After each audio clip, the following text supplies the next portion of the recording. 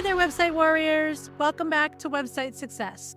I'm Chrissy Ray, and today we are tackling a topic that I know makes a lot of you want to run for the hills. It's SEO. But don't worry, we're not just diving off the deep end. Today's episode is all about overcoming SEO overwhelm because, let's face it, SEO can feel like a big, scary monster sometimes. I do SEO all the time, and I still feel a little overwhelmed by it from time to time. So trust me, I've been there. Now, before we jump in, I do want you to take a deep breath. Seriously, do it with me. Breathe in and breathe out. All right, there you go. Ready to start? Let's go. So what exactly is SEO? What does it stand for? You probably already know, but just in case you don't, it stands for search engine optimization. And in simple terms, it's all about making your website more visible and more attractive to search engines like Google and Bing and the other ones that are out there. There are lots of search engines out there. And the goal is going to be when someone searches for something related to your business or whatever your website is about, that your website is going to pop up near the top of the results. Now, I know some of you might be thinking, Chrissy, I am not a tech whiz. I can barely update my website. Don't even ask me to do SEO. But trust me, I get it. I used to be in your position. I have been doing websites for a very long time, but SEO is a little bit newer. It can be a big maze of technical jargon and having to figure out all of these different moving parts, but you don't need to be a tech genius to do some basic SEO. And in fact, a lot of really good SEO practices are just about creating great content that's good for humans and a user-friendly website. These are things that you're probably already working on. Now I'm going to break it down into 10 simple steps that you can take to start improving your SEO without getting completely overwhelmed. Step 1 is going to be to make your website user-friendly. Something that might surprise you is that a lot of SEO is about making your website easy to use. Google wants to send users to websites that are going to provide them with a good user experience, and it needs to be able to measure that. So it's going to check for things like whether or not the website is mobile friendly, how fast the page loads, if there are links between the different pages in the website, and whether or not you have broken links. So if you've got issues with any of those, then Google might say, well, that might not be the best website for the job. And a lot of those things are often going to be referred to as technical SEO, which, as the name implies, is a little bit technical, but don't get totally overwhelmed because I'm not going to dive too deep into it. But there are two things that I want you to check as far as the technical SEO. And the first one is your website mobile friendly? Check the website on a few different mobile devices. So check it on your phone, check it on a friend's phone, check it on a tablet, or check it on a few different mobile devices. And really consider, does it look good? Can you read the text without having to pinch and zoom? Can you tap on the buttons without having to, again, pinch and zoom? Can you navigate the site easily? Does the menu work? Sometimes menus don't work on mobile devices. Now, if you answered yes to all of those questions, then your website is probably mobile friendly. And if it's not, you might need to fix that, which again can be a little bit technical, or you might want to hire somebody to fix it for you. Now, the second thing I want you to check is whether or not the page loads quickly. And there's a free tool that you can use to check that. It's going to be Google's PageSpeed Insights, which you can find at pagespeed.web.dev. And it's a really good tool that'll give you a mobile and a desktop score between 0 and 100. So it's sort of like a grade. I try to get all of my clients to score at least a 70 on mobile. My personal clients, I usually try to get into the 80s and 90s, but not everybody can get there. It just depends on what you've got with your website. But it can be kind of tricky because it does require knowing some of the underlying tech and being able to tweak things with the underlying tech. And there are some website builders where you just can't do that. You can do it with WordPress and some other website builders, but some website builders like Squarespace and Wix, you can't really do much with the underlying tech because it is what it is. One thing I want you to check with this that's not super technical is that you can probably increase your score. So if your score is like a 60 or 70, you can probably bump it up a little bit just by optimizing your images. And I did an entire episode on that very topic. So if you want to learn more about it, go back and listen to episode 29. and then have a go at optimizing some of the images for your website to make it a little bit faster. All right, let's move on to step number 2, which is to know your keywords. Keywords are one of the foundations of SEO, and keywords are words and phrases that people are going to type into the search engines when they're looking for a business or a website like yours. If you want to know the best way to figure out what your keywords are, I'll tell you the secret. It is to ask your target audience. So you probably know at least a few people in your target audience, at least I hope you do. Go straight to the source and ask them what they are using to find a business like yours, or what they would use to find a business like yours. Now, if for some reason you can't, or if you're an introvert and you just don't want to ask your target audience for input, trust me, I've been there. I'm an introvert myself. Then you just have to kind of put yourself in their shoes and try to come up with some of those keywords yourself. Or you can try asking AI to give you some ideas. Before you do that, though, you do need to let the AI know as much as possible about your business and your target audience, including their wants, needs, challenges, pain points, buying behaviors, all of those things. And then you can ask it for a list of keywords that target audience might use to find a business like yours. Now, use your target audience or yourself or AI or some combination of those 3 things and find some keywords. Start small. For example, if you have a women's clothing boutique, one of your keywords might be, very simply, women's clothing boutique. Start with a couple of keywords and then try to come up with a list of about 10 or 20 keywords before you move on to step 3, which is going to be to research your keywords.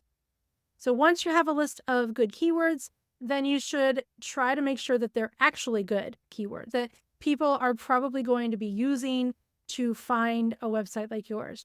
And you can use a tool like Google's free keyword planner to give you some sense of how many searches those keywords are getting. You can go in and research each of the different keywords, and it'll give you an idea of how many searches there have been in the past month for that particular keyword. It's a free tool, and it's available if you have a Google Ads account, which is also free. You don't have to pay for an actual Google ad to get the keyword planner. When you're doing your research on your keywords, you do want to make sure that the keywords are getting at least a few searches. I usually look for keywords that are getting at least 10 searches. For a lot of my clients, I usually make my minimum 50 to 100. It really just depends on who their target audience is and what their services are and what the relative traffic might be for something like that. Another really cool feature of it is that it's also going to give you suggestions for additional keywords that you can use. If you put in women's clothing boutique, it might also suggest things like dresses for women or jeans for women or other words like that. So it's going to give you suggestions that you can use. So if you're really stuck on your keywords and you've only got a list of like 3 to 5, pop them into the keyword planner and it'll give you a list of other keywords that you can use that you can also research. There are other tools out there that you can use. I use a tool called Moz, which is at moz.com. And if you're looking for something really inexpensive because you're just getting started, you don't really want to invest a lot in the SEO tools that are out there, really good tool that I like is called Keywords Everywhere. It has a Chrome extension. I think it's got extensions for other browsers as well, but I use it as a Chrome extension, and it's super helpful. It gives you all kinds of information about keyword difficulty and more insights into the amount of searches that you're getting for a keyword. But it's only $27 a year for their least expensive plan, so definitely check it out. All right, let's move on to step 4, which is going to be to use your keywords wisely. Once you've got your keywords and you've made sure that they're actually good keywords, the next thing is to actually use them. And this is where a lot of people go wrong. They try to just kind of stuff their keywords in everywhere. They just keywords. They just throw them all in there, all on the same page. They've got 20 keywords and they just throw them all together on one page and try to use the keywords like every sentence. Don't do that because it makes your content sound robotic. It makes it sound like AI wrote it and was trying to stuff the keywords in there, and it doesn't work. And a lot of the search engines know what you're trying to do. They don't like it. They know when you're keyword stuffing, they don't like it, and you're probably going to rank lower if you're stuffing those keywords in there. So you want to use them naturally instead. Try to use those keywords within your page titles, your headings, throughout your text, but only where they make sense. Don't just stuff them in there just to have those keywords in there. Always, always, always prioritize writing for humans over writing for search engines. If you can't get the keyword in there naturally, then you might want to rethink which keyword you're using, because the content that you're writing should be able to use those keywords. All right, now step 5 is to create quality content.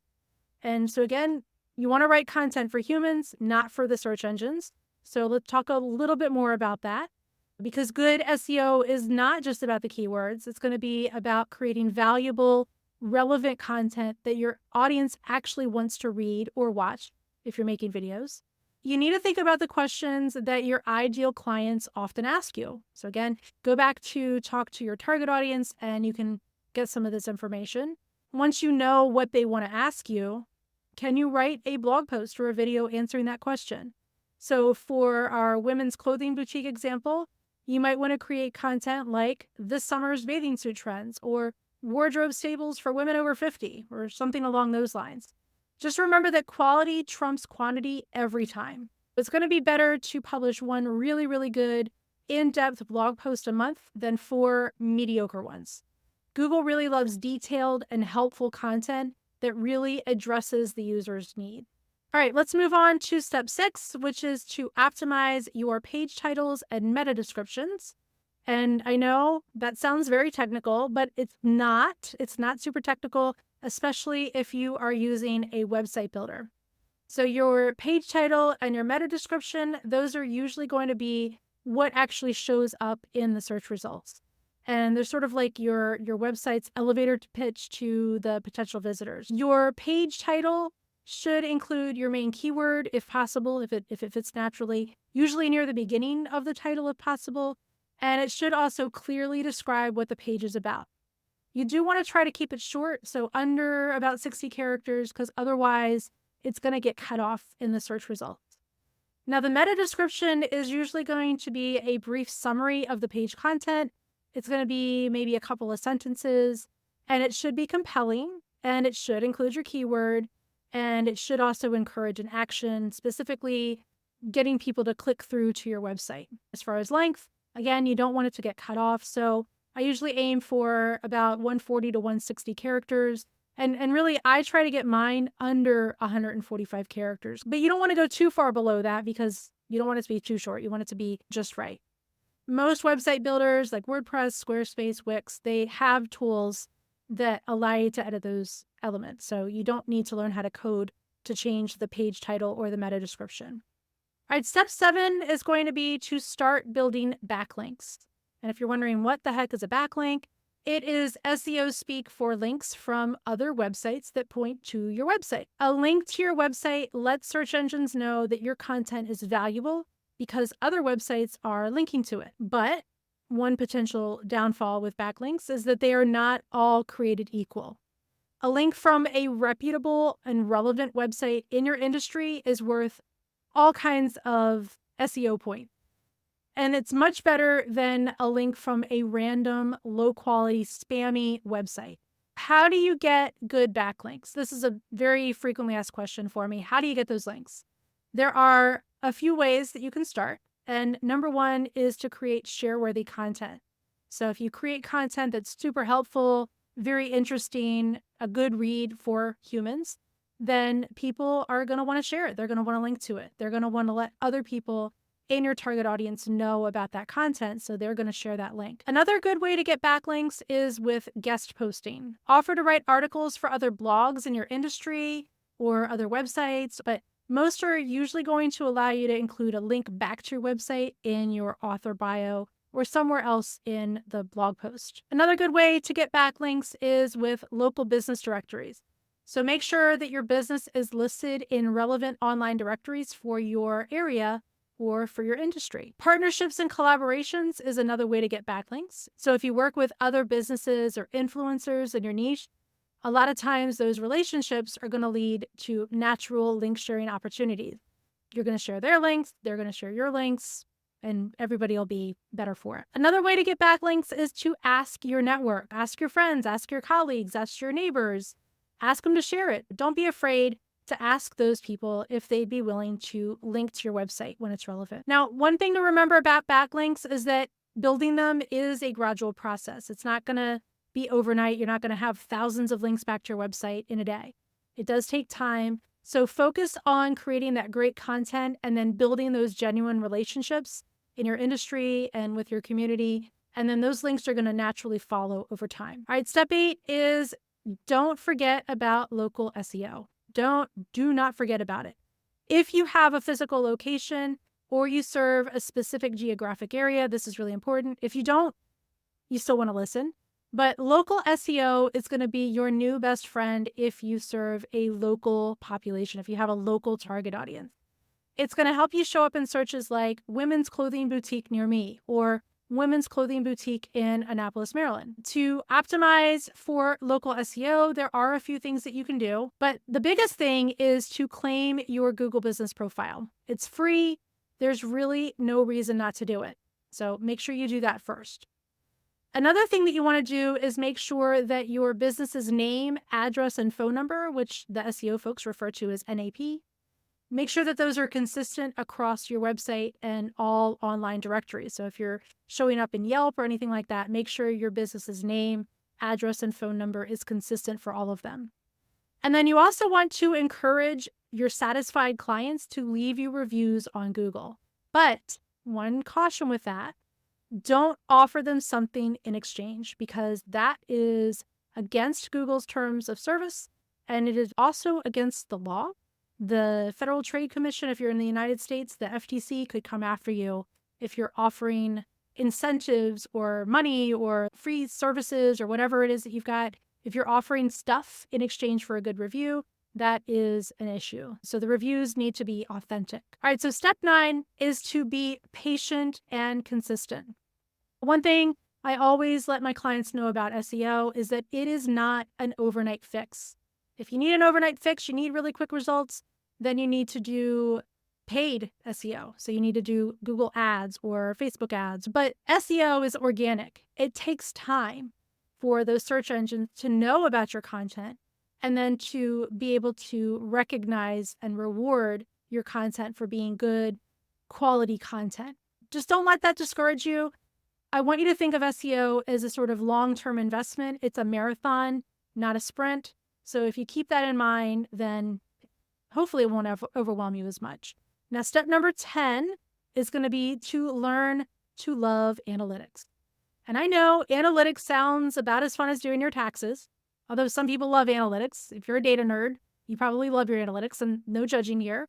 But I do want you to hear me out. If you're not a big fan of analytics, understanding your website's performance is absolutely critical for improving your search engine game. Google Analytics is a free tool, and there are other analytics tools out there, but I personally use Google Analytics on most websites. It's going to tell you things like how many people are visiting your website, which pages they're spending the most time on, and how much time they're spending on it, and what kind of interactions they're making to the website. Also, where they're coming from. So if they're coming from other search engines or social media or emails or anything like that.